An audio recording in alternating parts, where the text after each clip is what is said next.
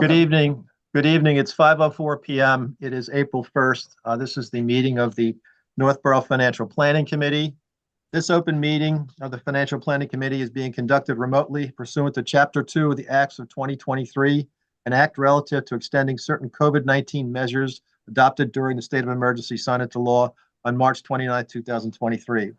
All members of the Financial Planning Committee are allowed and encouraged to participate remotely. The act allows the Financial Planning Committee to meet entirely remotely as long as reasonable public access is afforded so that the public can follow along with deliberations of the meeting. Public's encouraged to follow along using the posted agenda unless the chair notes otherwise. Members of the public who wish to view the live stream may do so by going to Northborough Remote Meetings on YouTube via the link listed on this agenda. And ensuring public access does not ensure public participation. This meeting will feature public comment.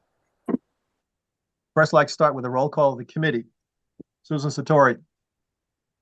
Present. Ken Picard. Present. Scott Stockland. Here.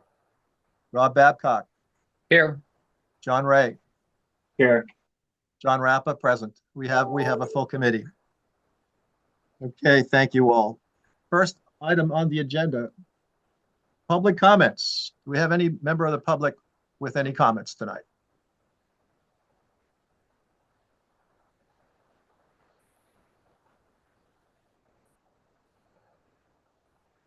Hearing none, we'll move on. Second item on the agenda is approval of meeting minutes, March 5th, March 12th, and March 19th. Do I have a motion to approve these minutes?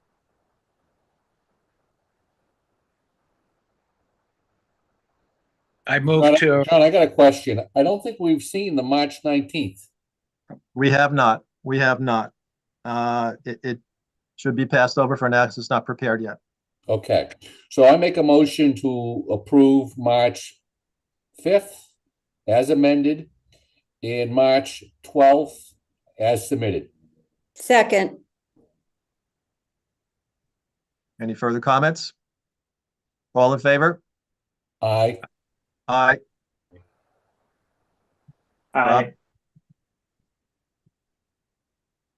Okay. Motion Point carries. of order, Mr. Chair, should that be a Yes. roll call vote? That you have to call us and then we have to say, since we're on remote? I apologize. Let's do that. Okay. So for the approval of the meeting minutes, Susan Satori, Aye.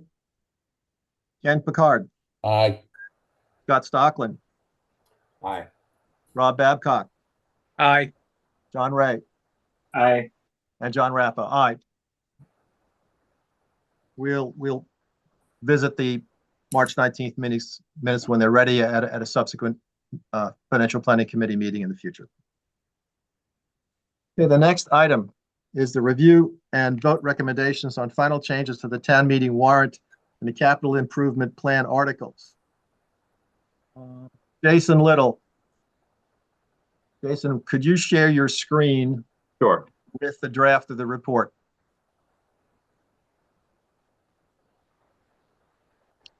If it pleases the committee, I'd like to have Scott Charpentier, the DPW director, to discuss the revision to two DPW articles we previously voted on. Because of the revisions, we're going to have to take another vote. So, Jason, can we start with? Yeah, give me one moment. I'm having trouble with. Let's see. We'd like to start with Scott, and then we'll go back to the beginning of the report and take it from there.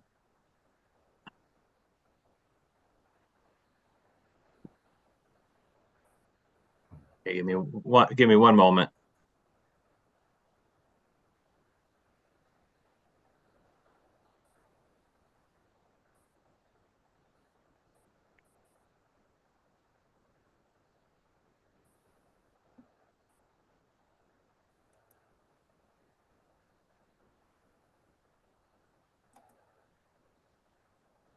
All right, here. Does everybody see the Word document that's your report? The financial planning report? Ken does. Okay.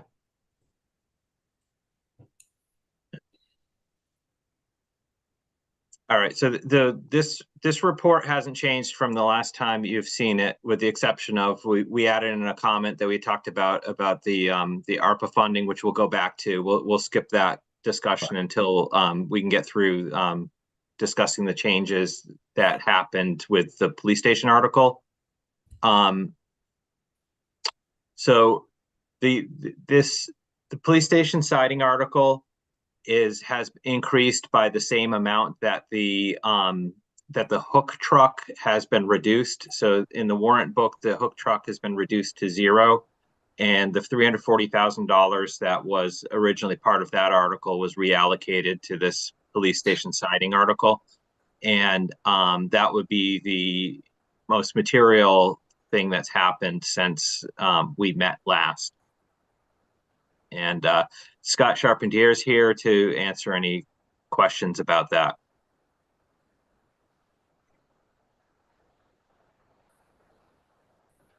Through the I chair. have, Please.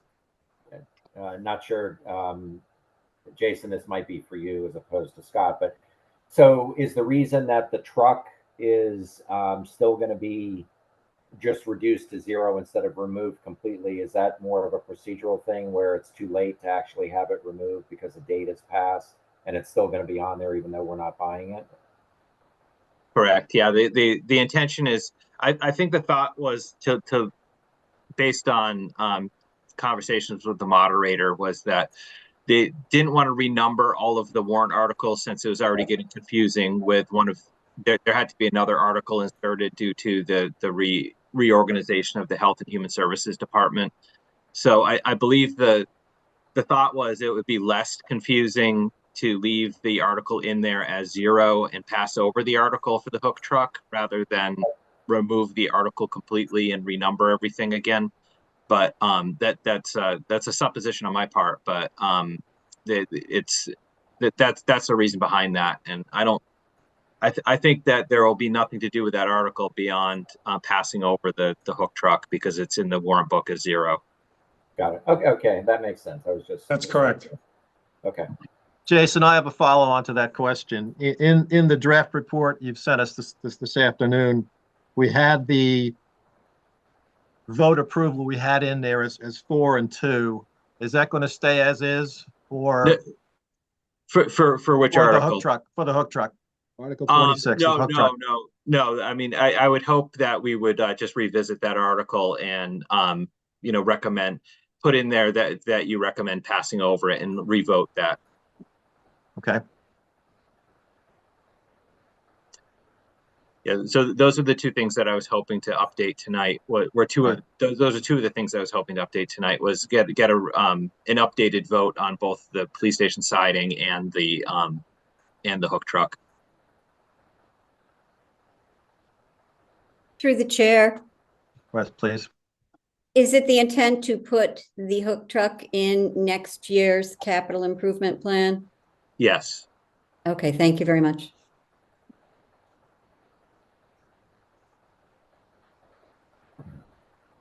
And through the chair, just maybe some rationale through Scott about, these two things and how they're thinking through between not asking for the hook truck and here we are with the police station at this quote. Certainly, through the chair. So the police station siding is in dire need of replacement. It's deteriorated. It's rotted. The vapor barrier underneath has deteriorated as well. The siding is, the trim work is rotted. The police station absolutely needs to be re-sided no matter what. The hook truck is a kind of utility knife type of truck. Comes with a variety of bodies, and the bodies can be expanded on without having to buy a new chassis. We don't currently have a hook lift in our fleet. We were proposing a new vehicle, and we can wait certainly for the year to make sure the police station gets buttoned up for and weather tight before the hook lift comes back before town meeting. And then are there any other articles that could wait a year, or the hook truck was chosen because the value just kind of made up the difference, or is there anything else on that was presented to that could wait another year if we were to have conversations around budgets through the process? Everything else proposed is replacement equipment. So the hook lift was the only new piece of rolling stock. Everything else is replacement. And I think I went into good amount of detail on the importance of our bucket truck and its availability, as well as the sidewalk machines. Those are the types of equipment that cannot be done by anything else.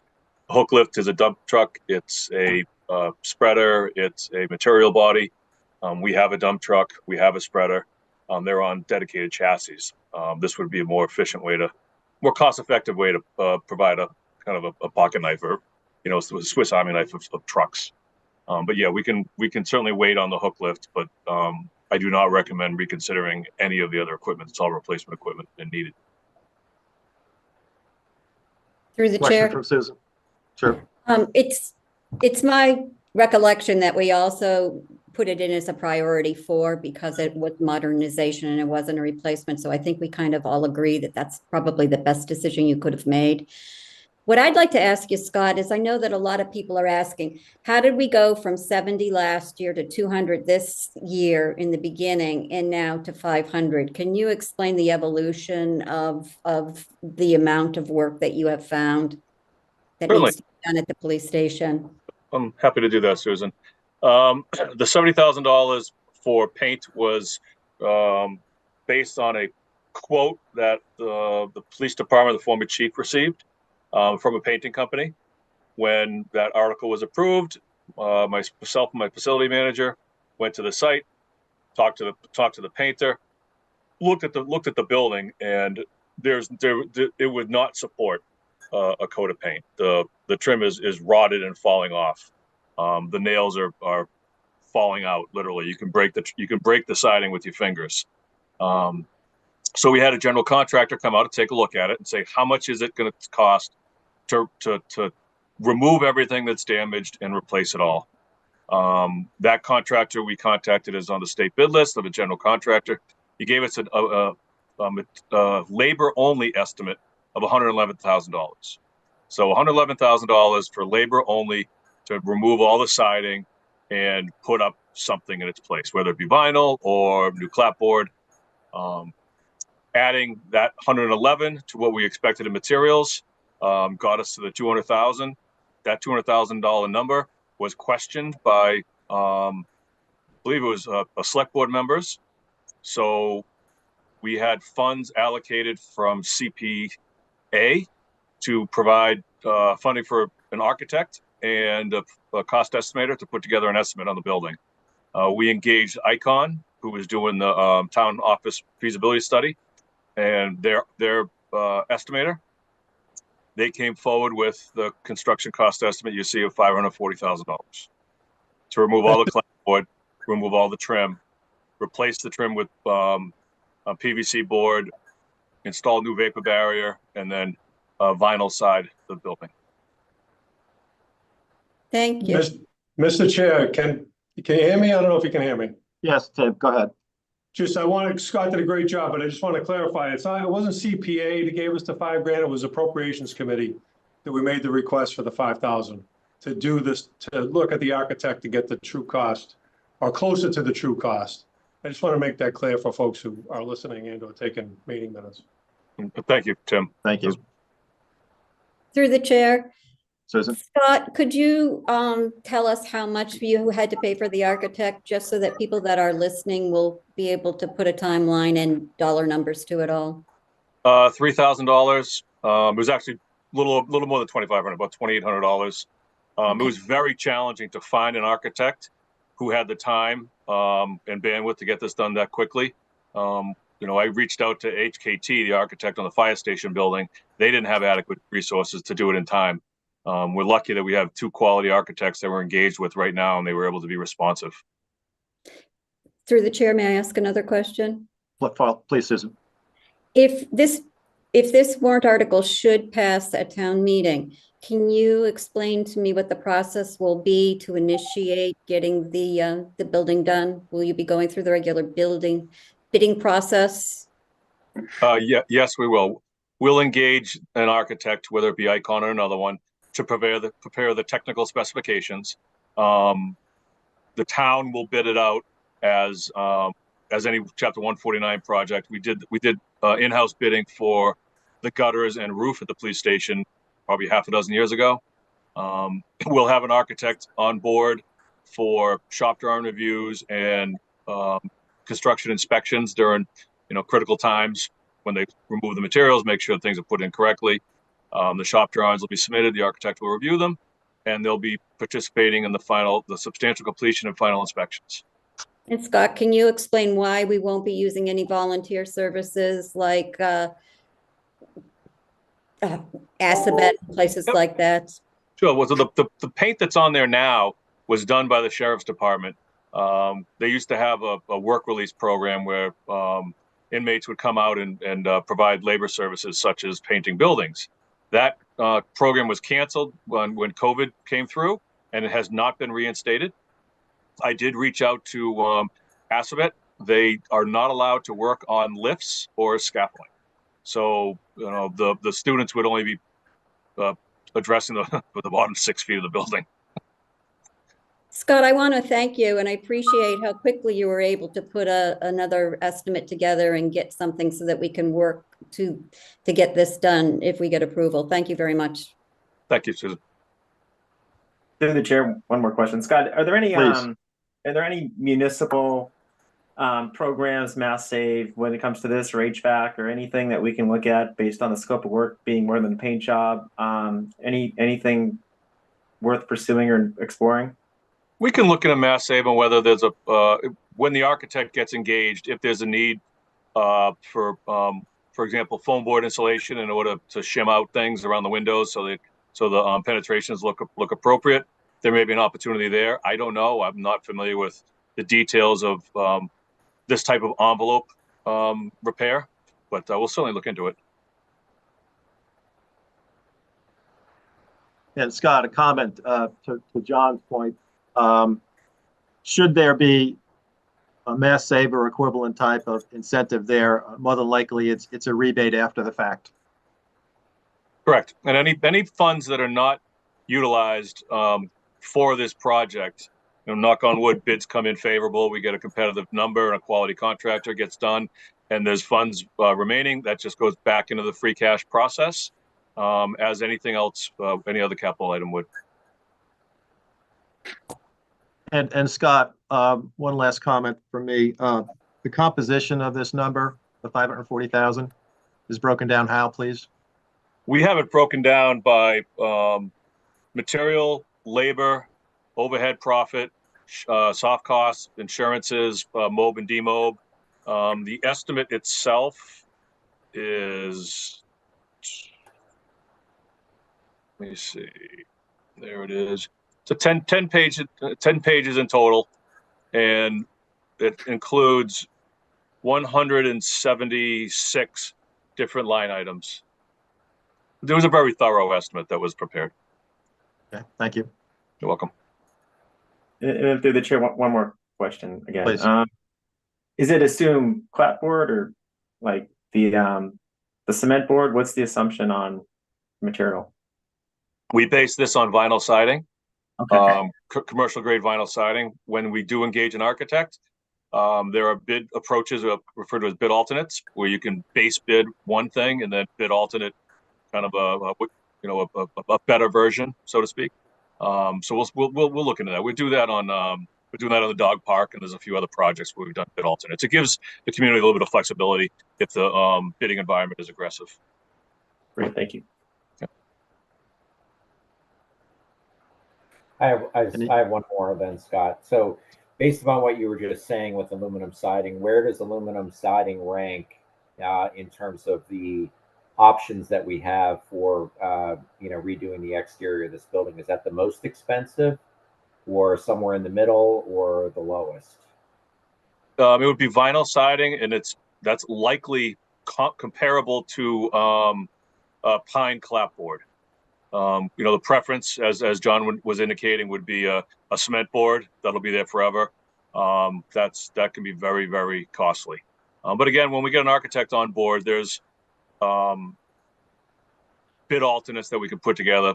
This would not be like the vinyl siding we get, at the Home Depot when we rewrap our shed in it. This is commercial grade. It's thick, it's strong, it's color through. That's the discussions we're going to have with the architect early on. Through the Okay. chair. Susan? In this thread of conversation, what's the useful life on this kind of siding that you're suggesting? 30 years, 40 years. Okay, thank you. Okay. Further questions from the committee?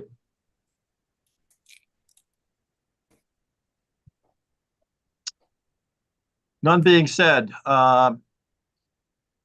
we have a motion to pass over the hook lift truck, Article 26.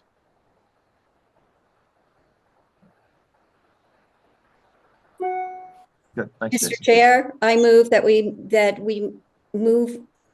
vote to move over Article 26, the hook lift truck, and we recommend passing over it, and that we change our recommendation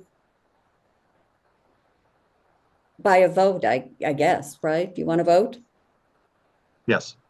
Okay. Okay, so we have a motion. Second. Okay. Further discussion? Okay. Let's have a vote on this. By roll call. Susan Sartori, Aye. Ken Picard, Aye. Scott Stockland, Aye. Rob Babcock, Aye. John Ray, Aye. and John Rappa. Aye. Okay, unanimous to pass over this Article 26.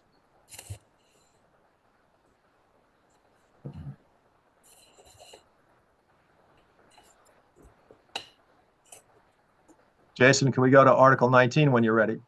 Yeah, I'm just going to update this on the spot to Thank you. reflect that. Thank you. This is how I have it reflected for now. Right. Yes. Recommend passing over. All right. So I'm going to move up to the next article, the former article, the police station siding. Okay. Article 19 is the police station siding for $540,000. It's a priority 2. You recall we voted on this last meeting. We need to revote this because the price has gone up. Do I hear a motion to vote on Article 19?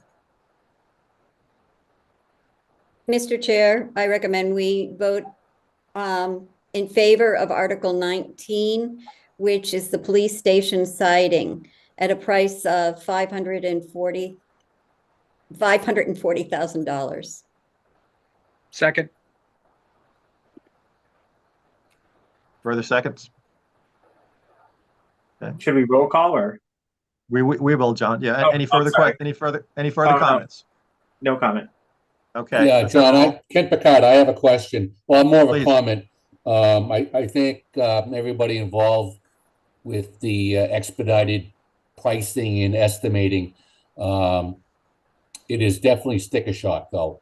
I believe we need to get this done, but whoever's going to talk about this article at town meeting better be able to deal with the sticker shock. But I am in favor of it. Thank you. I think that's Mr. Charpentier's job at town meeting. Yeah. But if the town, sorry, go ahead, John. No, to further like maybe drill out Ken's comments with my own comments is, as I think about the financial planning committee and our role and, to research and to consult and advise in this economic environment, we get every budget going up, operating capital. I feel like we should be looking harder at priority 4s and maybe gone here differently, but that's my own personal belief, just because of, I don't think the town's aware. We've got an 8% tax increase proposed, $600 per house at just our median house. I mean, that's a lot of tax dollars. So I feel like as a team, as a committee, I think about that. I concur with you. The downside of the town not approving this is the time value of money. This gets pushed off another year or more. The police station still looks like it does today and continues to rot a little further. And the cost of this will probably be higher somewhere in the future. Oh, I apologize. I wasn't clear. all on No, board no, with the police station. This is the hook and Okay. ladder truck. Like these are the things I think we need to look at as a committee. The priority Agreed. fours, and so I am fully support the police station. It needs to be taken care of. Okay. So right. John, is Ken, one more Yes, time, Ken. you mentioned the appearance of the building. This goes beyond the appearance. Water Yes. infiltration on the building envelope can cause health hazards, and also other damage. So I think that's really what has to be addressed here and highlighted is it's the water infiltration that can cause extensive damage to the structure and cause mold and health issues to the occupancy of the building. Yes. Susan? Well, from Ken's comment, should we consider changing the priority to a priority 1? We did for the fire station that has the same kind of problem and have that changed within our report. Secondly, I'd like to say that we do need to emphasize here and at town meeting that this is free cash, so it won't be a tax impact for this year's budget. Though it is surprising to have something of this nature come up at the last minute at this price. I think that people have been looking at this building in a different way because they had an expectation that in a couple of years there would be some kind of renovation project. Once the police chief had said publicly that he does not think he needs a renovation there, I think people started taking another harder look at what that building needed. And so I think that's why we're all in the place that we're at. But I make a motion that we change the priority to the police station to a priority 1. Scott Second. Charpentier? Scott Charpentier? Yes, Mr. Go Chairman. back here. Just to clarify here on what Susan has proposed.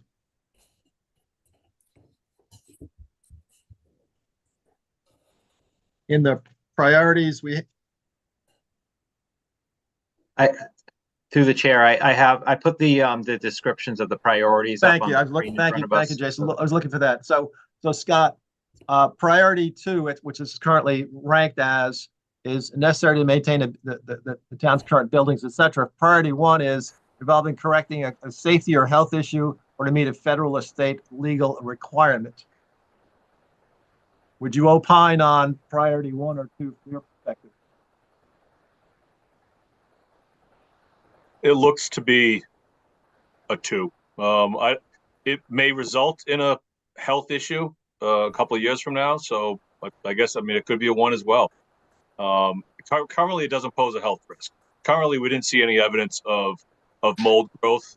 Who knows when they pull it apart, though? There may be black mold in the dark areas in the back where you don't get any sun.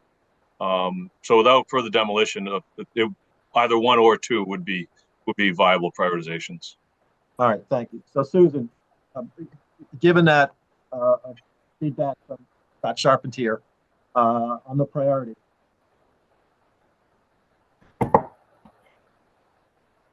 Excuse me? It It wasn't seconded, so we can move on. Okay, so we're going to leave it as a 2. I do think too, John, just real quickly before we move past this, and I guess in light of John Ray's comments about being good stewards of the people's money, I do think that this is going to look like a big number. I mean, people are used to getting their houses redone, and they've got a cost in their mind. People are used to. I could see people thinking that, wow, I could almost build an entire house for this. Close to it. Maybe not the exact same size. It's a bigger building. But I think people are going to look at this and say, whether it comes from free cash or whether it comes from, tax revenue, that's a lot of money to do for what mostly is a cosmetic restoration on the building, understanding that there's rotten wood and things like that need to come out, but it's really the exterior. Right. So I think we should be mindful of that. And Scott, when you're presenting this to the town, just be mindful of that. Because I think if I was sitting in the audience, that would be my thought. that was my thought when I received the estimate. Oh my goodness, this is vinyl siding, a really big house. And Yeah, I got a and phone call with maybe- the architects and the estimators, and there was no fluff in there. I was just sticker shock, like you said. Yeah, and maybe we get like additional bids. I don't know. But maybe there's an opportunity to talk to a couple different providers that are out there and, get significantly different bids. I mean, it's not lost on me either that the cost increase is sort of exactly the same amount as the truck that is being replaced. That's kind of, a side comment here, but, maybe we bid this out and talk to a couple of different contractors, and maybe there's an opportunity to come in less. That's all I'm saying. There is mandate that we publicly bid this and award it to the lowest responsive and responsible contractor. What that bid package contains is what we'll discuss with the architect, and in a means of sealing up the building in a way that'll last 30 or 40 years, but is the most cost effective. That's my goal. I would be very happy if this comes in at half that number, and that money goes right back into free cash for, another project or something next year. There's a lot of needs. Okay, any further comments or discussion?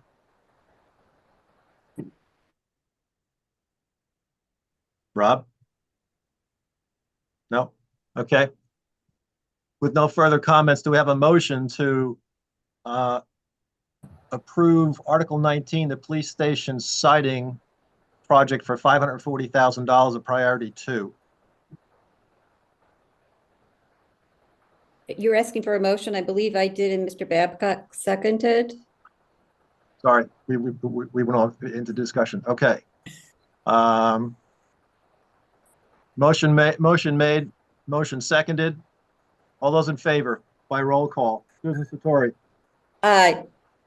Ken Picard, Aye. Scott Stockland, Aye. Rob Babcock, Aye. John Ray, Aye. and John Rappa. Aye. Article is approved unanimously.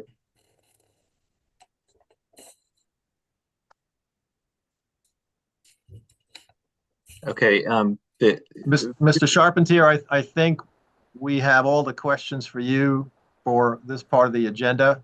Jason, do we need him for anything further? I don't believe so. Yeah, I want to thank Scott for his quick response to all this and getting the answers and us being available tonight. Happy to help. Thank you, Mr. Chairman. Thank you. Thank you, Scott. Good night. All right, Jason, do we want to go back to the very beginning of the report? Yeah, I just wanted to at your discretion go back to the pickleball article. I know we have since clarified that the article should have been 54,500, and I think at the time we voted on it in the draft warrant article, it was $54,000 even. So I don't know if that warrants discussion or another vote, but to be official, maybe you should revote this one as well. Okay. Article 41, the soundproofing of the outdoor pickle courts at Ellsworth McAfee Park, a revised cost of $54,500. We previously voted on this on our last meeting. Do I have a motion to approve this article with the new cost price?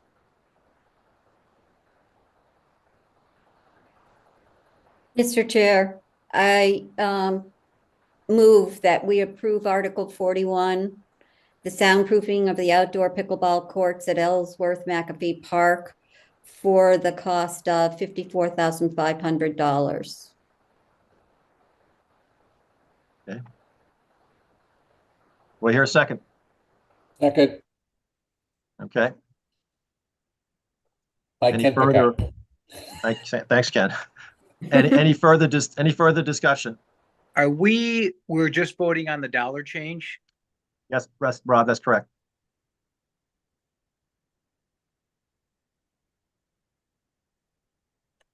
Okay, can we do a roll call vote on this? Susan Satori, Aye.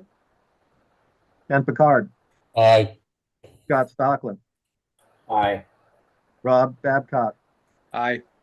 John Ray, Clarifying question. please.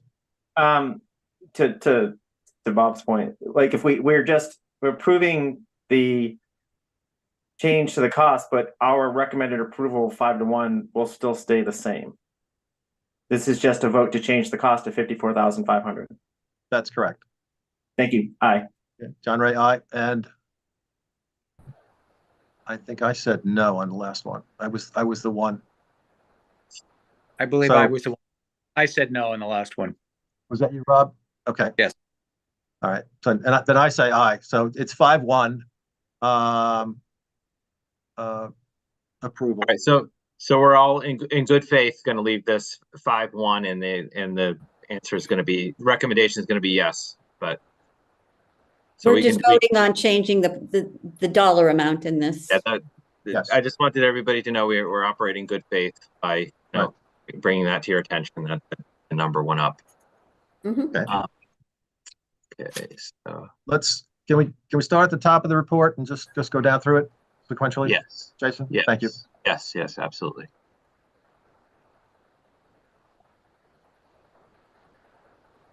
So if you recall from our last review of this, there were certain enhancements, markups done to this based on your respective feedback. Go back to the very beginning, Jason. So Yeah, I want to sure. point something out. Sure. You'll notice the term expiration dates for each of you, and they're different. And in the bylaws of the town, I believe, there is language which says, if you are appointed to the committee to fulfill a seat that was previously held, your term is the remainder of your term is the remainder of that, and that's why these dates are staggered. So Scott, yours is this April, and Ken yours is next year, and then 26 and 27. That's why they're different. Well, the listing is consistent with what the town clerk listed on my notification. Okay. Question, Susan? Yes, I just wanted to say, could we make sure that we say something, because this whole thing has evolved so very quickly. Mr. Scotland was just appointed, and he has to turn it around and be reappointed. So can we get the ball rolling so he can get his reappointment through the school committee at the end of April? I believe the seats are up after town meeting. Is that correct? Tim or Jason? Yeah, to be honest, I'm not really sure the mechanics of that, like how that transpires, but yeah, we can. I'll make some inquiries tomorrow when I'm back in the office, and I think it's Diane or Linda that typically have put this out. Thank you. I'd appreciate it, because if we're going to have a meeting in May, I would love Mr. Scotland to be able to be there. Absolutely. Yeah. Okay. Absolutely. All right. Yeah. So let me know if I need to reach back out to Greg and ask him about, the reappointment process. I'm certainly happy to do that. But Susan, you're right. I think I was just appointed in October. So Yeah. That's why I wanted to bring this to everyone's attention and why there's a difference. And So it we'll can, make sure we'll follow up with the appropriate persons, Mr. Stockman. yes, as quickly as possible, Scott, because honestly, you know how hard it is to get public meetings posted and people to take votes on things. yeah, I'm gonna draft an email immediately Thank you. to get this. Thank you for bringing that up. Okay. All right. We've added information on the meetings we've had or will have in terms of when the committee had gotten together. Again, this is going to be in the warrant book.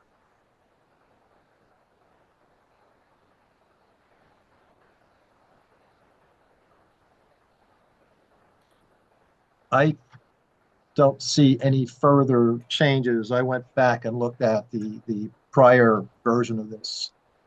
I don't see anything until we get to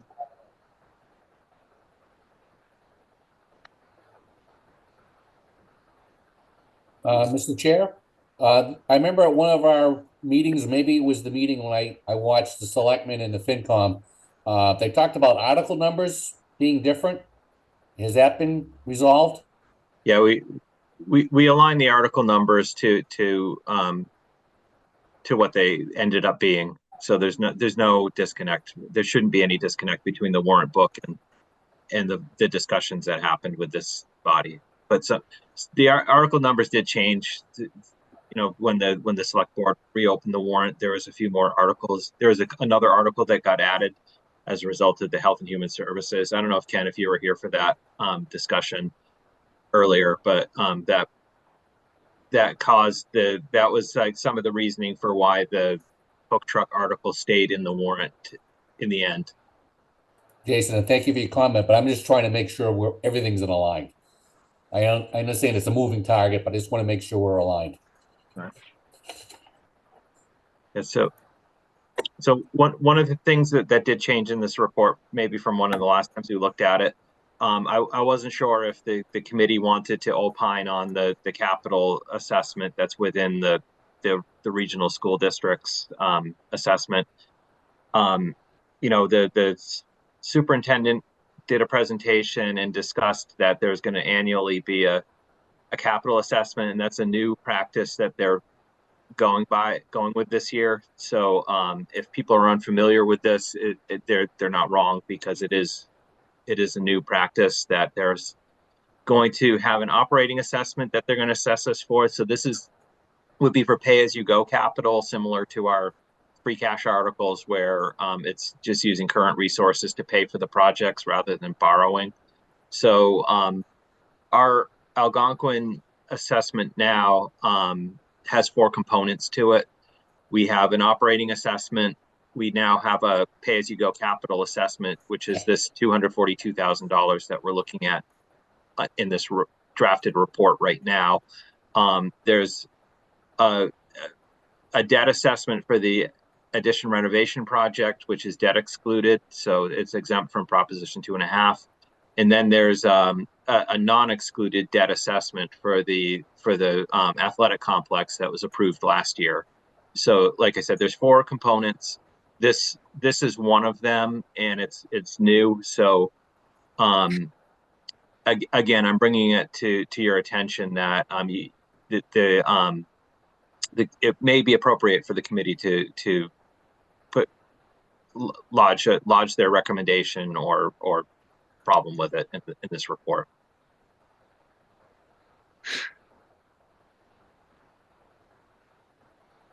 I have a Rob? question. Susan? You say it's a pay-as-you-go and it's like free cash, but it isn't, because it's part of an assessment where tax dollars are going to have to be collected, correct? Correct. What I meant by that comment was that it was going to be from current resources and not borrowing. Okay, but it almost sounds like there's monies there, but it's, if their budget doesn't pass, they don't have the money to actually do the capital projects. Correct. Okay. There's one thing that I would really like to ask for our May meeting that revolves around this, is that everybody in this committee be given a copy of the regional agreement, so that all the members of financial planning can understand the structure of our obligation as a town member to the regional school district, and how we do get assessed, since that's the governing body for how all of that is done. Sure. Susan, I was going to bring up what I'm calling financial planning fundamentals meeting in approximately May under any other businesses. I scratched that down for now. I'll bring that up a little further down the agenda of this meeting. Okay, thank you. Thank you. I think it's prudent for this committee to opine on this, and I think it's within the scope of our responsibility to opine on this and to review this. Through the chair, it's Ken Picard. Ken? You know, I'm in favor of providing money to the school district to do their capital planning and repairs. I am still not sure why we can't use this through free cash. where we have reoccurring bills. We buy police cruisers every year, right? Which is reoccurring, but that comes out of free cash. Why can't we just do this out of free cash to help reduce the tax burden on the citizens? Can Jason? I just make a comment that typically the CIP gets put together. We look at all of the total amounts where free cash would be available for it, and there just simply isn't enough free cash to fund everything in the CIP that came forward this year. And this was targeted because it's part of an assessment which is typically raised in taxes. So that's how just for the structure of the article, it was left that way. If we took $242,000 from free cash, it would lower our level of reserves that we typically target. So that's really the reasoning behind why $242,000 was left here under taxation rather than free cash. But with that comment, we just bumped up the police station, excuse me, over $200,000. So that there was money available. It just, on my perspective, and going back to what John Ray said, I think we have an obligation. Just because we have it, we shouldn't spend it freely. We should make sure it goes to the right places appropriately, so we can keep our taxes as low as possible. That's my opinion. Mr. Chair, I'm sorry, Jason, I haven't said a word. You guys, you're doing a great job, you and Scott, but relative to your financial management policies, it's not what you have agreed to in the past in terms of having an ongoing assessment or an operating cost. And I'm sure that they would consider that assessment a need on an ongoing basis. Your goal for free cash is one-time revenues for one-time expenses. This, I think we can pretty much guarantee, will not be a one-time item. So it does two things. One, Jason says it brings down your reserves lower than you would want them to be for your free cash balance of $500,000, but it also uses more than the $500,000 of free cash to stabilize your tax rate if you were to do the $242,000. I mean, it's right to have a public policy discussion about it, but in terms of your financial management policies that you have currently, it would be contrary to those if you were to use free cash. Through the chair. John? And Susan, please go first. You have your hand up. Okay, thank you. I do believe that the Regional School Committee has taken this initiative because they are trying to do a good job of putting together a long-range capital improvement plan for themselves within their budget. They have found it very hard to, no matter how we want to fund it, to come to one town and ask for something and then to the second town, and sometimes it doesn't pass in both towns.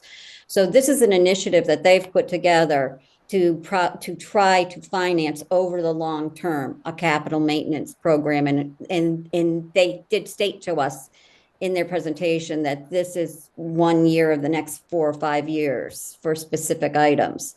So I think we need to look and understand that, and how we fund it.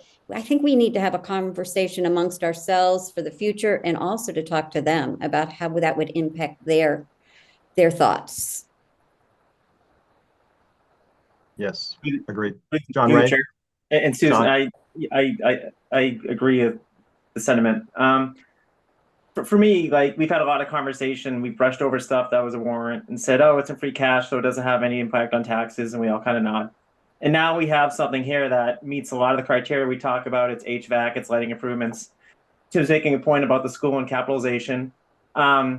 I think we don't have enough tension in our conversations. Like, I feel like, and we'll get through this year. It's late. We're going to continue to work and collaborate. But I would love more tension in the conversations, because I think that at this point, it's kind of like we all kind of agree with it, but we just kind of like looked at a bunch of stuff and didn't really have the debate. And so I'd like us to see that instituted going forward after this town meeting. Agreed. We're jammed we're time boxed on this, John. I agree. We all jumped into the very first meeting, all of us being brand new to the committee, except Yep. for the chairperson. And I think everybody has really done a pretty good job and have had really Yes. good questions and thoughtfulness. And I look forward to having those kinds of conversations after this town meeting. I think it's important because No, yes, the yes. tax dollars are growing.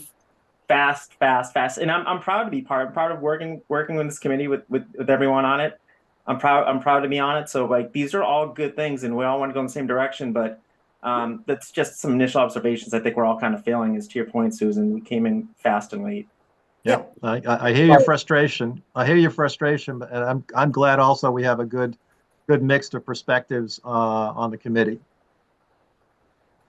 Well, let me ask this question, John, for you. So earlier in one of our meetings, I think it was mentioned, I think for those of you that may not have lived in the town for a long period of time, it was about 15 years ago or so when the town voted on a large amount of borrowing for the high school, right? And we went through a big discussion about, do we build new or do we renovate? And I think it was determined ultimately to renovate.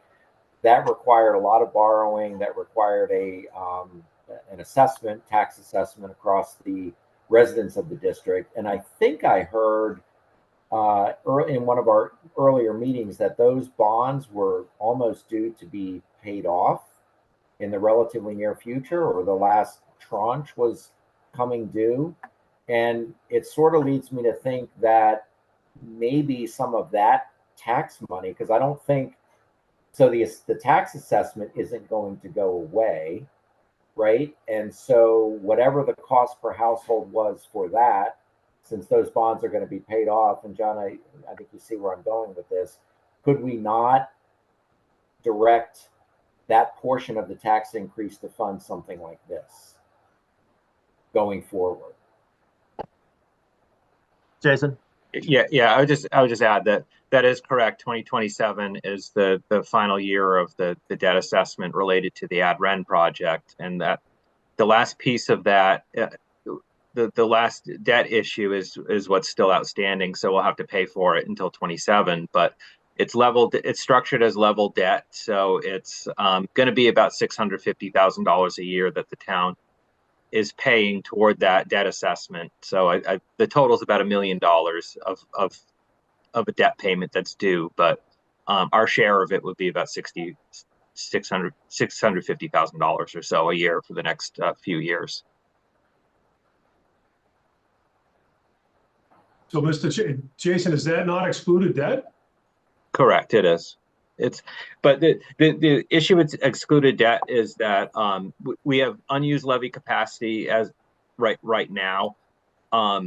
It's tax impact. It's tax impact either way. If it's debt excluded, it impacts the taxpayer. If it's not debt excluded, it's just part of the Proposition 2.5 levy capacity calculation. So to that point, the taxpayers will get relief from that 650 dropping off in 27.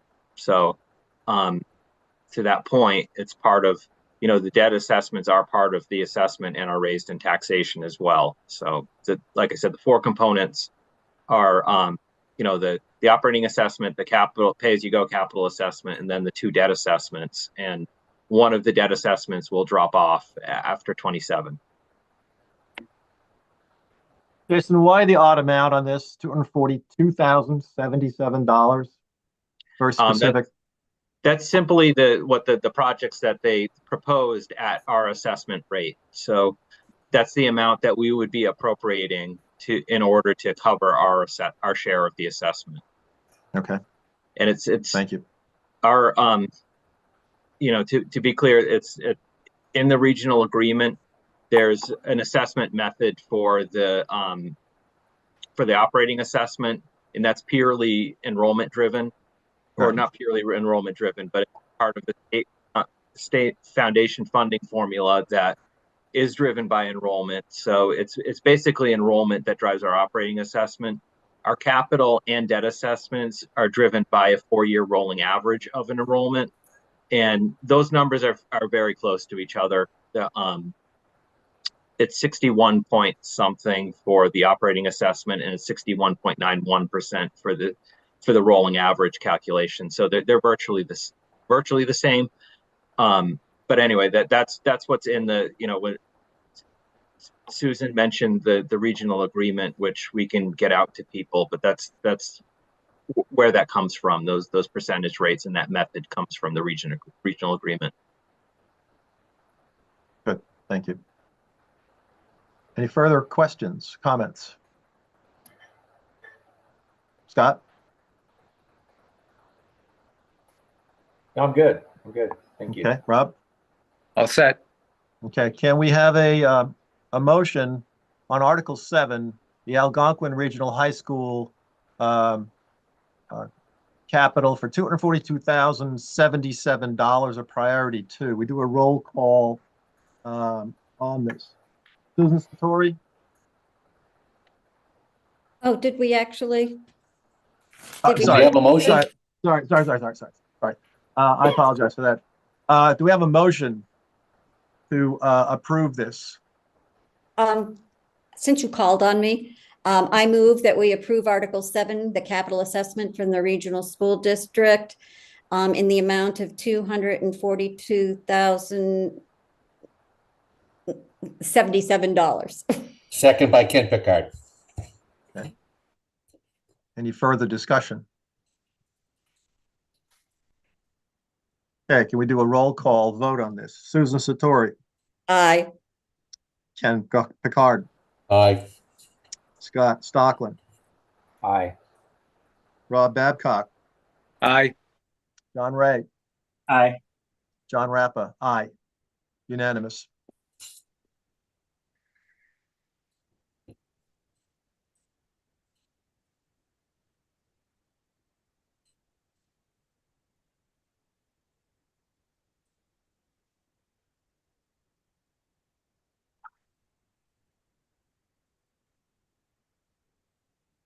So Jason, going back to the top of the report.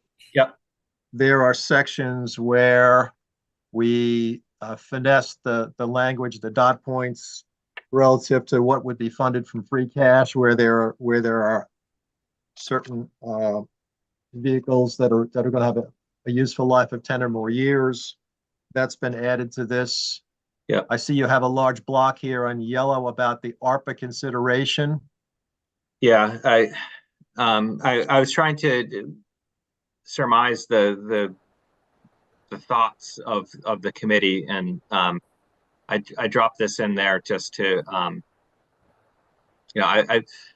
was trying to encapsulate what had kind of been discussed already, and I don't know if you want to read this and wordsmith it, John, at all, or I just tried to Is this consistent? Is this the same as the email you sent me earlier this afternoon? It's similar. I just made it shorter. Okay. So again, the town had received 4.5 million in ARPA funds in 2 tranches in the past. Approximately 1.8 million remain unallocated. And the select board had not presented a plan for the remaining funds, and no capital budget items were selected and presented to this committee. We recommended the select board that they establish clear priorities and criteria to assess the projects identified by department staff and the public in time to meet the December 2024 obligation. That's the trigger date for identifying projects for ARPA funding, and emphasis should be placed on a short time frame and priorities. And I believe, Jason, also the Appropriations Committee has also opined on that. Yes? Yeah, correct. Yeah, they want similar language in their report. The challenge of this as well is that the deadline is coming up fast, and the December 2024, in terms of what the definition of obligation is, and that hasn't changed from Treasury, even though some people have kind of opined that it might as we get closer to the deadline. But the definition of obligation is that there's a sum of money that will need to be paid, which means that you have to have entered into a contract with a vendor or someone. So it's no longer it's not an intention anymore. It has to be something defined at that point. So it's a shorter timeline than I think people may realize, is that that's going to come up quick. That, you know, before we can issue a contract, we have to follow procurement laws and so forth, and bid out different things if there's going to be a project that involves bidding. And we still have to follow the federal procurement guidelines, which I know on the state level, we follow state procurement law that Scott was mentioning when he was talking about the police station project, where the architect services are exempt from procurement. You can pick whoever architect you want to work with, but the job, like the public work, would need to be bid out, and that's the same situation with the federal procurement standards. And the federal procurement laws don't have the exemptions for, like, say, an architect, like there are under the state laws. So it's federal funds, and there has to be bidding that happens for anything larger than $10,000. So there's $1.8 million left. Approximately, it's less than 1.8. It's 1.78, I believe. It rounds to 1.8 million. But again, it is a short timeline, and it is a little anxiety provoking. There nothing preclude capital items from being funded from ARPA if they were, quote, shovel ready. So that may be a recommendation as we start looking at capital items that are ready to go, you know, for some of these things. Because last year there was a big recommendation among both of the financial committees to instead of incurring debt for the fire truck and the DPW tight tank, those were the two articles that were funded with borrowing. There's a delay for the fire truck. So again, that's going to be somewhat of a fraught item to use for ARPA funds, because we could enter into a contract, and that would be great in terms of the obligation. But in terms of it, if it were delayed, there's not necessarily going to be provision for it being delayed past December 2026 to pay out that contract. Jason and Tim, two questions. Number one, do you have a horizon when you expect to have some priorities from the select board yet? I'll let I believe it's coming up soon. I don't know the specific meeting that they're talking about that happening at, but I'll let Tim answer that if he's still here. I'm still here. I would just say I sent a note that Jason had crafted to the committee, to the board, reminding them of the time frame for December's deadline. So they, you know, individually talking to me, certain board members looked at, you know, the week of the 29th or sooner. And I imagine it will be a discussion item tonight, maybe. It's not on the particular agenda, but members might bring it up relative to the articles and the signing of the town meeting warrant. So I think by the end of this month, you'll see some movement relative to the priority. And then I have, whatever those priorities are, we have to administratively execute the function to make sure we procure it properly, whatever those projects might be. Jason and Tim, my second question is, do you have any concern, does the select board have any concern that the feds may claw back any unused money? Yeah, I mean, could I, Tim, you may have a different answer than I do, but yeah, it's a concern, but it's not something we can do anything about. And this is one of the things that we're hearing is if the parties of the administrations change, the first thing that they're going to do is claw back any money that's been unused from this specific source. And I've heard that from a few people, but I don't know if that would happen or not. But I don't think there's much we can do about it at this point. Thank you. I have a question, Mr. Chair. Susan? Yes. In this paragraph, there is a sentence that says no capital budget items were selected and presented to the Financial Planning Committee. I don't know that it's really their job to have to do that, because they vote on anything that they want for ARPA. I think what bothers me the most is that they have not taken the initiative to try to defer some taxable items eliminate them from our capital budget by paying for them with ARPA. So I think somehow we have to change that sentence to say something like that. Because it's not, they didn't do anything wrong by no capital budget items were selected and presented to us. They don't have to present to us. Through the chair, Please. I think our capital budget items are fine. It's more of the funding source, right? Right. ARPA is a funding source, so there's still a capital item that we have to review, but ARPA would be the funding source instead of free cash. But I think it's just not clear that it's that they didn't offer to use ARPA to fund any of the capital budget items this year. Maybe that's what we say. I agree.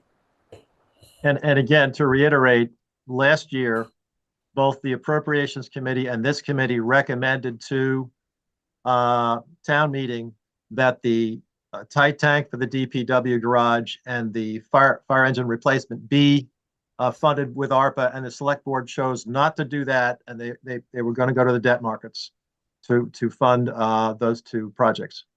I mean, this is a way that we can help the taxpayer by using those ARPA funds for some of these kinds of items.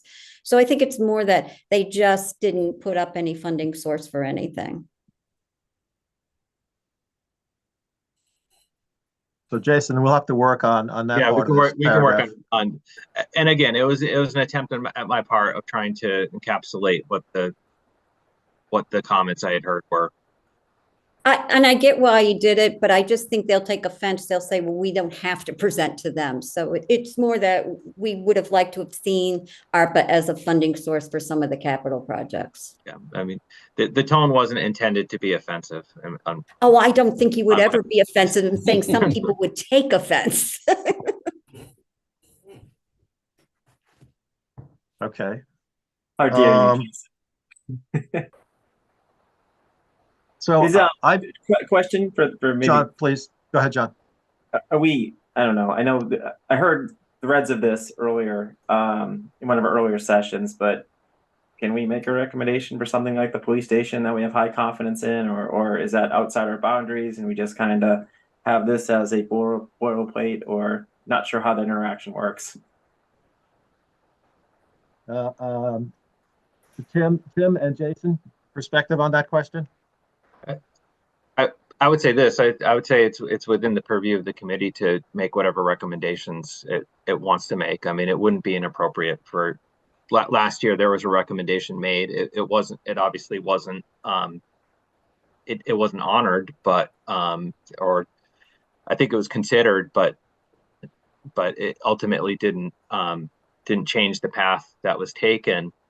You can make a recommendation to do that, and we can put language in the report that reflects if the committee as a whole wants to recommend that that the police station be something that's funded with ARPA funds. That could be a recommendation that's brought forward.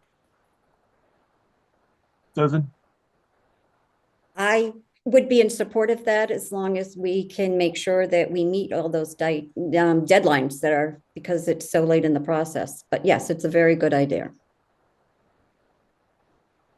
And I think what I like about the police station is some of the credibility earned through the process. The chief coming in and saying, we weren't sure, right? We weren't sure what the intentions were for the future for capital investment.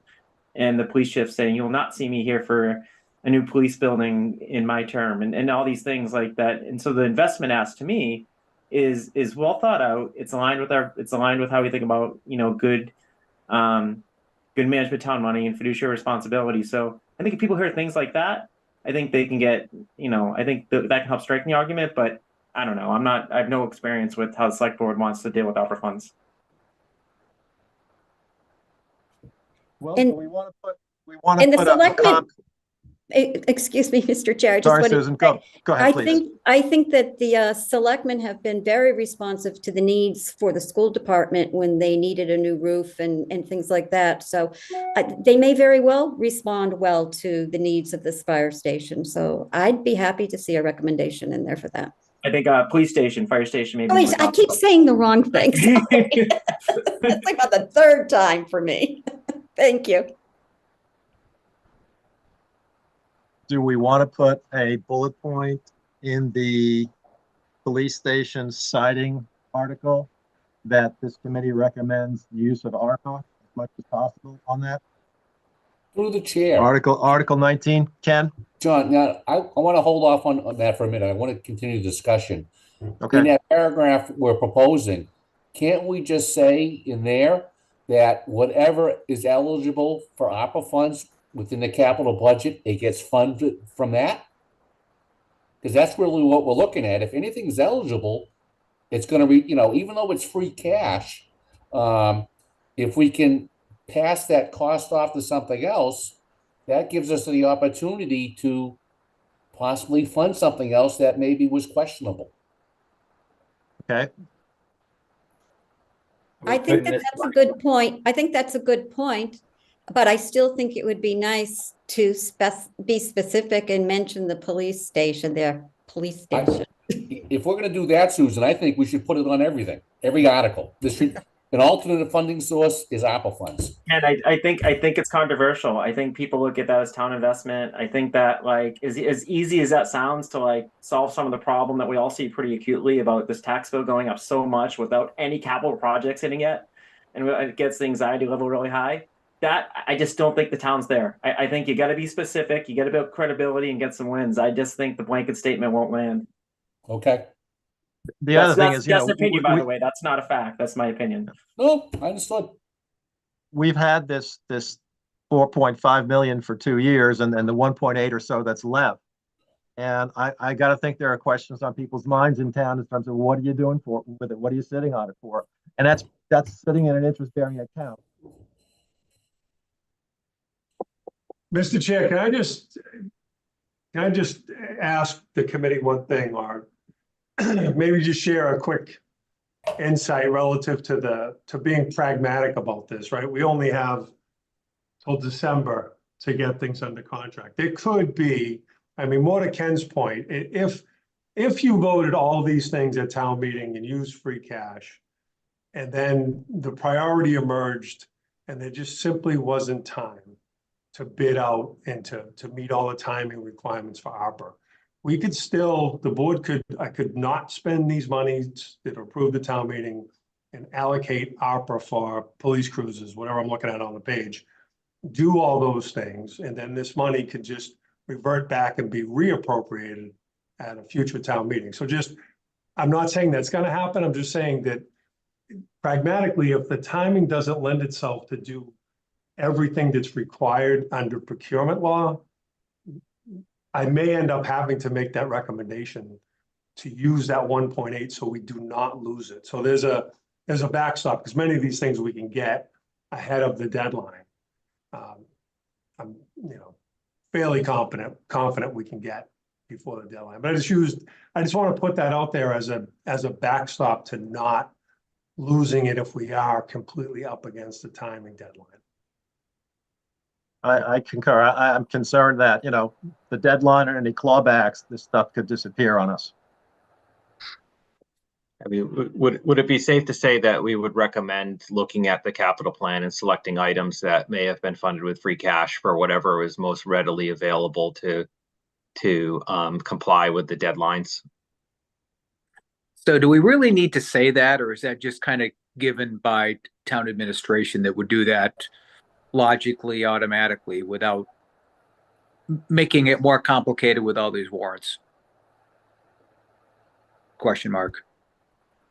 Jason. Mr. Chair, we don't even have to put it in this. We could ask the chair to write a letter suggesting that they use ARPA funds for some of the capital items and not put it in our warrant, just have a letter sent to them. Susan, I think that's a great idea. Okay, let's do that and change that sentence in there that they didn't recommend to. Oh, I just deleted it. Okay, good. It's not there now. Thank you. Okay. So could we have you, John, and maybe Jason write a letter? We will draft something. Thank you. Jason, Tim, we should get that back to the committee to give them one pass at it. Yes? Yeah. Okay. All right, take that as an action. I would like to ask, so by consensus, do people want to see some specifics, including the police station in there, or are they fine with the broad? I think it'll be easier when the letter's drafted to get if we have a consensus beforehand. I don't have a strong position. Okay.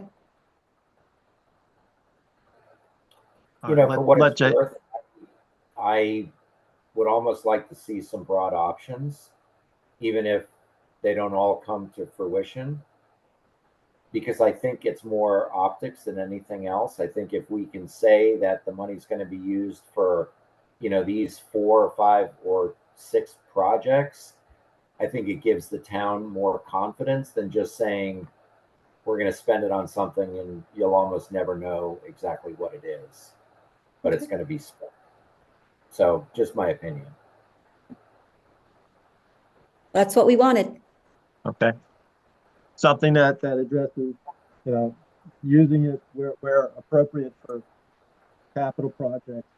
I would- Okay, we'll let us craft something on that. I Thank picked you. things that the town can see, to Scott's point, not replacement cruisers or DPW trucks, or like those are the hot buttons, right? So I think doing the things when you pass the police station and you see it, you'll notice it, and it's a sound proposal. Okay, good. All right.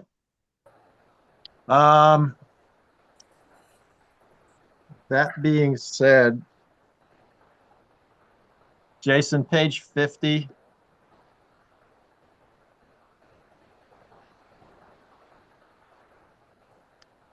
So where we have the respective articles, I mean, I've gone through and marked up where to corroborate the votes we did, or where we changed priorities, and where we added some dot points in terms of funded from free cash with no additional tax impact. That's in there in a number of areas. Obviously, we're updating this to reflect the 3 or so articles we just voted on. Article 22, the public health trailer. We voted on this, and I think we changed it to a priority 4. Okay. The hook lift truck is gone. That's gone. The Article 28, the inflow and infiltration is a 1. I think that was a different number before. We changed it to a 1.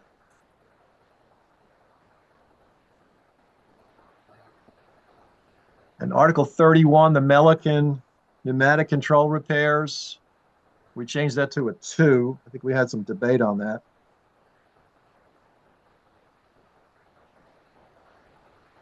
Going to Article 40, Community Preservation Act. Article 40. Jason, why did we not have a priority on this? Because it doesn't fit. It's because it's CPA funding. It's just typically not been assigned a priority when it's been proposed to be funded with the CPA funds. Okay. And is the sponsor should be And Community Preservation Commission, CPC? Yeah. So I think the thought is that they're not competing for resources within a list of articles. I think that's the thought, is that once they come through the CPC, you're just weighing them at their merits and not in a competitive fashion. So the sponsor should say CPC on that Article 40. Yeah, I noticed in the past that's just kind of been left blank, but yeah, we could put CPC. I would say on 40, 42, and 43, and 46, they all should probably say CPC. Get me stuff done. So it's good. And to remind everybody, on Article 43, we voted no unanimously on that project.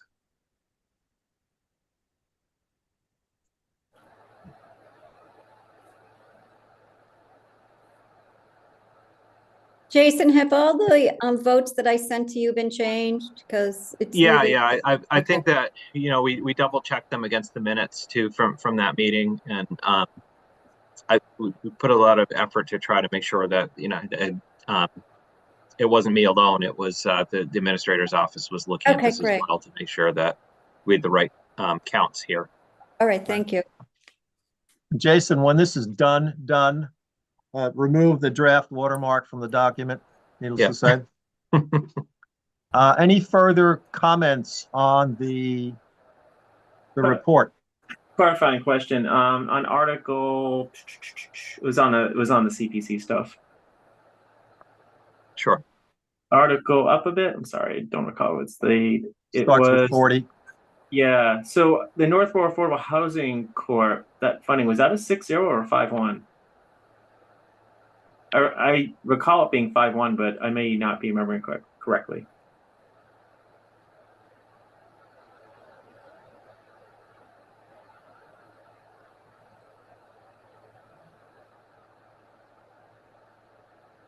I think Actually, it was 4-2. I think we had it as 4-2. Yeah, yeah, so it's 4-2, it's not 6-0. Yeah, I'm sorry. I updated the bottom, not the top, but Oh, so- okay. so And so, Jason, the recap on that, the recap is correct. There's a table with a recap on the vote, but in the body of this, yeah, I it need was to update incorrect. That was a good one. catch. Yeah. That was a good catch. Thank you. Good catch, John.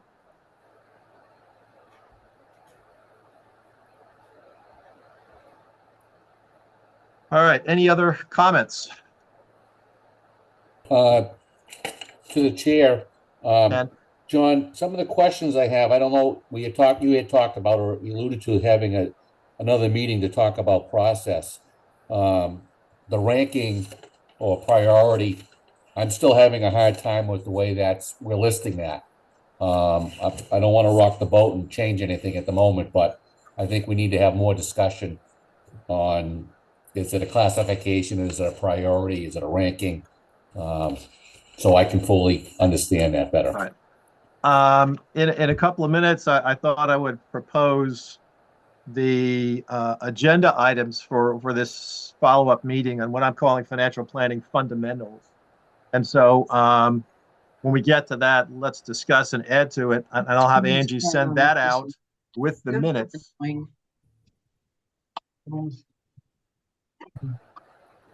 I'll have Angie send that out with the minutes. But I've got about 7 line items on an agenda for probably a May meeting.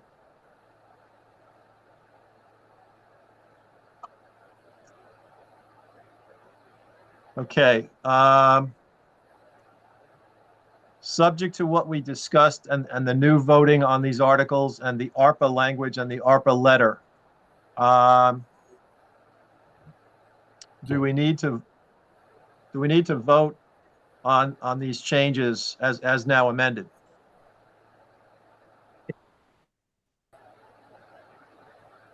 Mr. Chair, I make a motion that we vote on the proposed report of the Financial Planning Committee for town meeting as amended. Second, Okay. Any further discussion? Have a roll call vote then. Susan Satori, aye. Ken Picard, Aye. Scott Stockland, Aye. Rob Babcock, Aye. John Ray, Aye. and John Rappa. Aye. Thank you.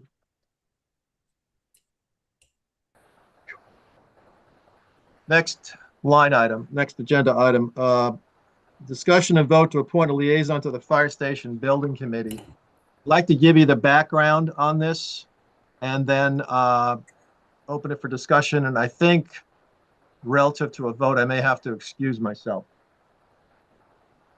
So the then town administrator in the roughly September of 2022 asked this committee for a volunteer to be represented on the Fire Station Building Committee. And I volunteered and I was appointed to the Fire Station Committee by the town administrator on September 23rd, 2022, and copies of that appointment went to the town clerk and the Board of Selectmen. And I had been participating and voting on that committee until early March. I resigned from that committee on March 11th because of a technicality that embedded in the bylaws of the town for both the appropriations and the financial planning committee. There's language which says that if you serve on either of those committees, you cannot be a member or an officer on any other committee or board in the town. I sent this afternoon to you all an email forwarded by Tim from outside counsel. And there's language in there which says that a liaison can exist, a non-voting liaison can exist between this committee and the Fire Station Building Committee.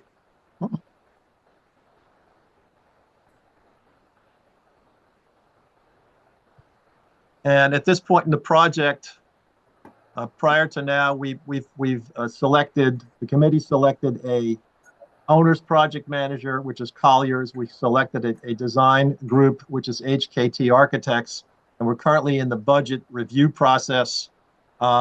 This is going to be north or south of a $40 million project. And we're right now the committee's in the process of drilling down into the numbers. There have been public comment meetings on this. There have been meetings with the design review committee and the zoning board of approval. At this point in time, something you have like forever. It's want to discuss the item of a liaison with the Fire Station Building Committee. Terry, Northborough Cable, I think you may want to go on mute. I remember when you were laboring over that. I don't know how long ago that was now. But... I bought it a year ago. We have someone else coming into the meeting. Yeah, no, Kathy was still here and I bought this. I think it's Northborough Cable. I think it keeps blinking on my screen, so that's been on the whole time. I think. Yeah, it's Terry. Does anyone have admin rights to mute that line? We do at work. I'm not sure if we have it here. Anybody text her? If I had her number, I would. My first time I met Terry. Oh, yeah. I think they need you. Hello. Terry, you've been in our meeting. You've been live. Okay. Could you kindly mute?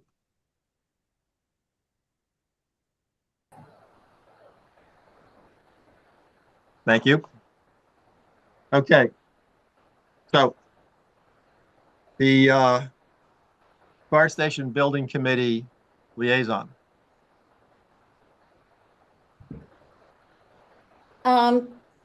Mr. Chair, Yes.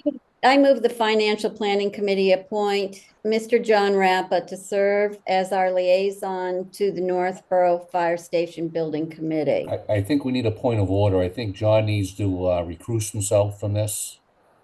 Okay, I will. Yeah. So do I just go on mute? Just go mute. Then somebody 1 else, second. I don't have the ability to call everybody out or conduct the meeting as the vice chair. So somebody help me out here, Jason or somebody. Well, Susan, we can hear you talk, so I think Okay. you're fine. All right. I've just made a motion. Is there a second? Second. Any discussion? Yeah, I read the letter sent by town council. I think it was very thorough. I think on our end, we had talked about optics earlier and other items. I think it's important that we have a liaison, but probably sitting at the table with the voting members is probably not the best option, at least in my opinion. But having someone there, if a question is asked or being able to forward information, I think is critical for the capital planning committee. Any other comments? Yeah, I have a question. Is that you, Scott, the bridge? It is. Okay. Yeah, I don't know what happened to my camera, but Okay. so I think one of the things that the town really depends upon with the finance committee is objectivity. And so we're in a scenario where the town bylaws strictly say unequivocally that there should be no member of this committee that's part of another committee. And I think that's really what they're getting at. And it feels a little bit like we're trying to go around the rules by creating sort of I'll just call it like a hybrid position. And it makes me wonder if we do have a quote unquote liaison, whether they're sitting at the table, whether they participated in past votes, whether that would force this individual to recuse themselves from votes on the financial planning committee related to the fire station. I feel like we're trying to have it both ways. And my personal opinion is I don't think the optics are good. And I think it gives people the opportunity to question the objectivity of those individuals. And I Okay. don't think that's good. All right. That's my- Anybody else have any comments? Susan, Ken Picard again. Susan, I just Yeah. want to bring up, I think, I agree with the optics. We have to be very careful on how this is done. But I'm personally not going to attend or go to every Zoom meeting or every public hearing for a process. I think having someone who has the drive and desire to go to those and be able to relay information to us directly, I think is important. And as long as the individual who does that makes it clear that they're not, which town council stated, they're not a member of the committee, and they have no voting authority. They're just here for information and they answer questions. I think that takes care of that, for me, takes care of that issue. Okay. Anybody else? Yeah, if I can just make a comment on that too. Like the town council was very clear that anybody can go as a citizen, right? And so I feel like that satisfies that. And I know John has been involved in this committee, in the fire station committee for a long time. He's obviously very interested in it. And I don't think there's any reason why he can't still go and participate as a citizen in the same way that anyone on this committee could do so. I just don't know what we gain by formalizing and creating an additional role that is not currently permitted in the town bylaws.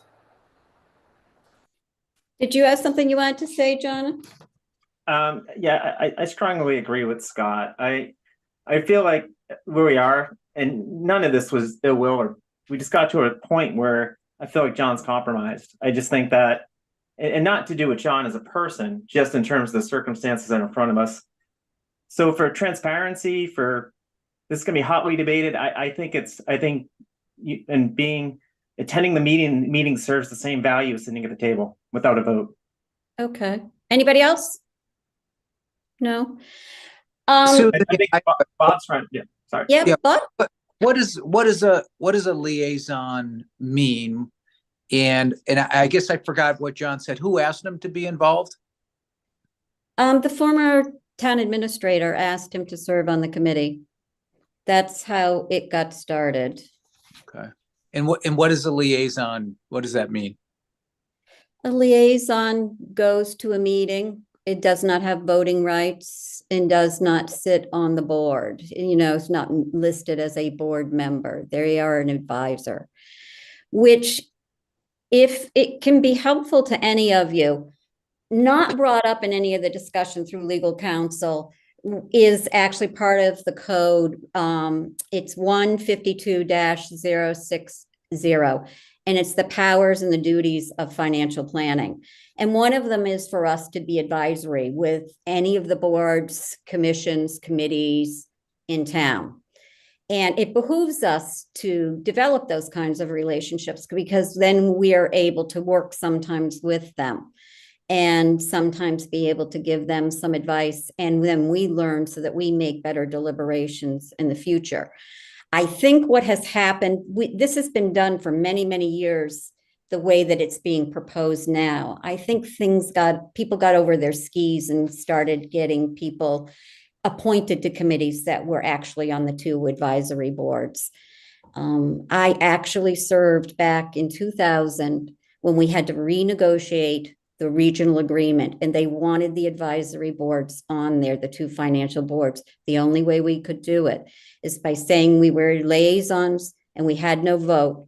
So when we got and sat down with Southborough, we agreed that none of us would vote. We would do everything by consensus. So there's a way to work around using the people on the financial boards to be able to share their skills and get things done. I did go to the last fire station committee meeting, and I saw John there, and I saw the questions that he asked. I saw the depth and breadth of the knowledge that he has at this point in time. And he was the only one that raised his hands that said he would work in cooperation with the vice chair of the fire station building committee to start to look at all the costs and try to pare them down. So that is him as an advisory person, helping him give eyes and working with Mr. Cohen. I don't know that we want to rob that committee of that resource at this point in time because of optics. I do agree things have not been done appropriately, but we can right the wrong now, and we can vote him as our liaison as long as he understands he's not a member of the committee and the committee understands he's not a member of the committee, and that as long as he does not take a vote on anything. So it's really up to us how we feel about it right now. Why not all of us just be liaisons and attend as we can to serve in that same learning and advisory capacity? I just think the optics are tough on this one. I think typically what has happened in the past is that usually a board will come to us or a town administrator will come to an advisory board and say, is there somebody on your board that be willing to serve in an advisory capacity as a liaison? Because too many of us would start to be way too confusing. And besides, there's other things that we could be liaising with and on other than just that fire station. But I understand the optics. I understand how people feel. But did I have a second to my motion? Was there a second? I think we're still in discussions, Susan. Okay, because I thought I had read a motion to begin with, and then John I had made a motion and then John started talking, and so it never got seconded. No? I thought I had seconded it. Okay. But then All John right. accused himself, and I think we just started in the beginning. I think we're still at the beginning. All right. So do you want to take a vote? Well, I want to continue the discussion a little bit. I Okay, think sure. to that idea that I think really the liaison is strictly a point of contact. So one committee can focus all their comments to another person who can pass it on to another committee. Everybody get all the emails. We're going to get the information one way or another, either through the committee directly or through our liaison who can give it to us. I think it's just really how we feel about the optics. I think the same thing can happen. I know from my experience serving in another town, liaison was a typical fashion of the Board of Selectmen had a liaison to this committee. So not every member of the board had to go to all those meetings and hear things directly. It ended up being more of just a logistical thing and it worked for us. I'm ready to vote now. You moved the motion? Excuse me, Susan? Okay. Yes, okay. So we're all set to vote? All right, Yes. Ken, Aye. Jonathan, No. Bob, Aye. Scott, No. am I missing anybody other than myself at this point? No, I vote aye.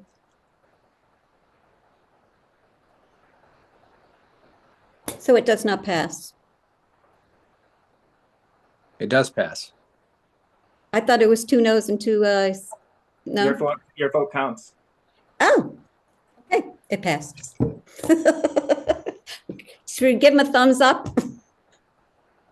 Just tell them to come back in the meeting. Think so I John can hear us. that. John, still love you. Come on in, but don't agree with it. Thank you. Thank you all. John. Two last. Susan? John, the vote was that you would continue, but I'm going to read something that I had written Please. today, okay?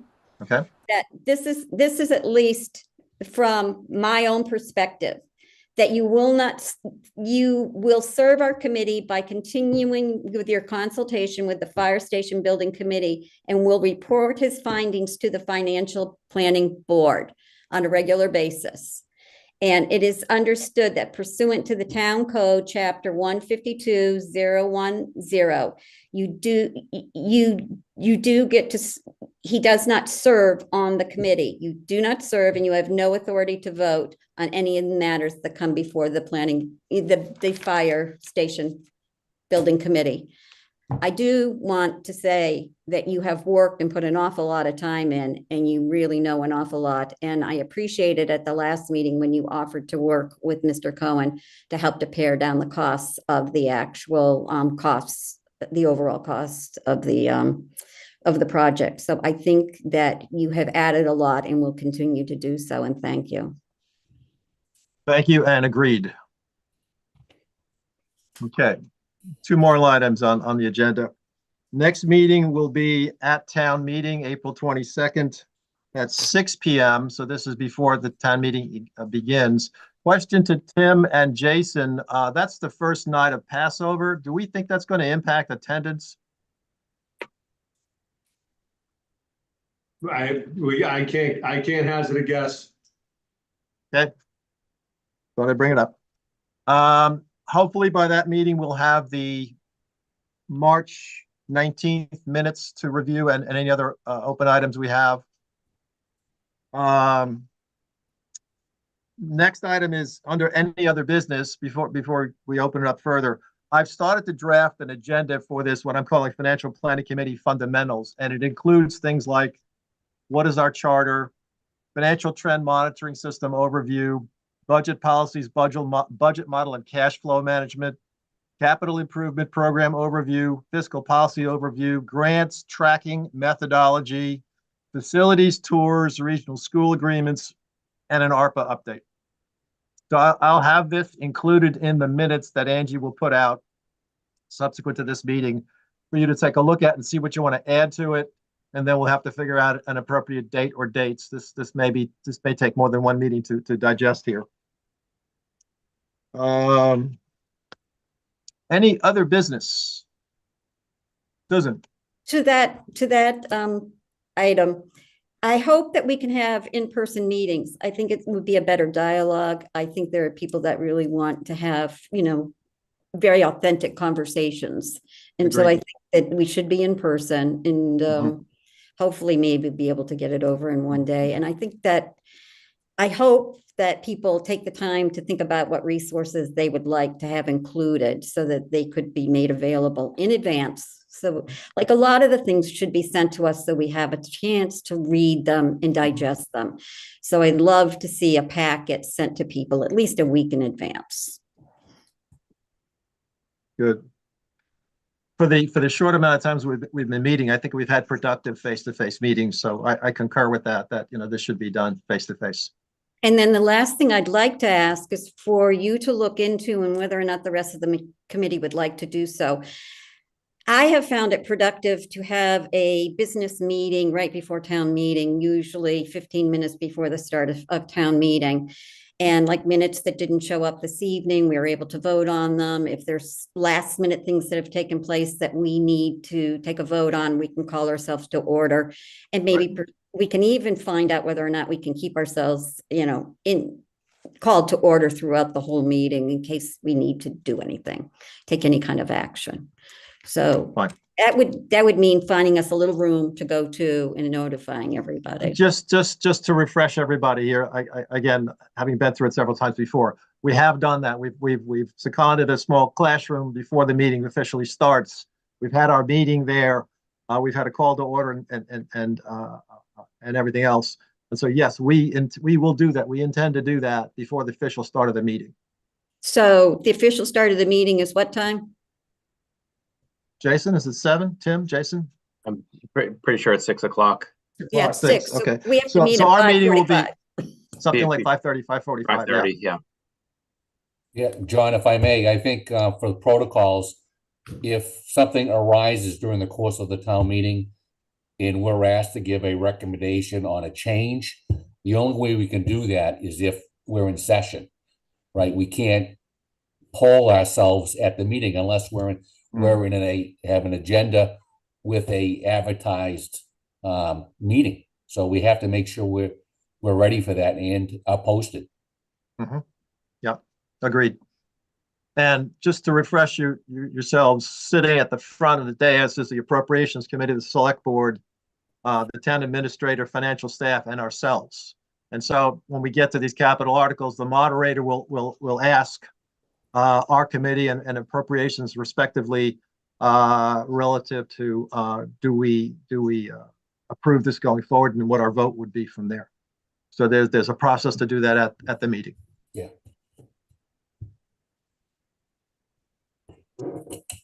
Any other business? I bet Jason's got another meeting to go to. And well, I have 10 minutes.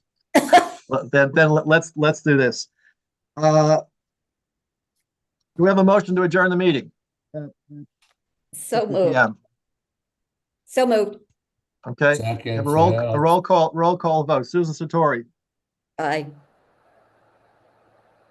Excuse me. Pardon.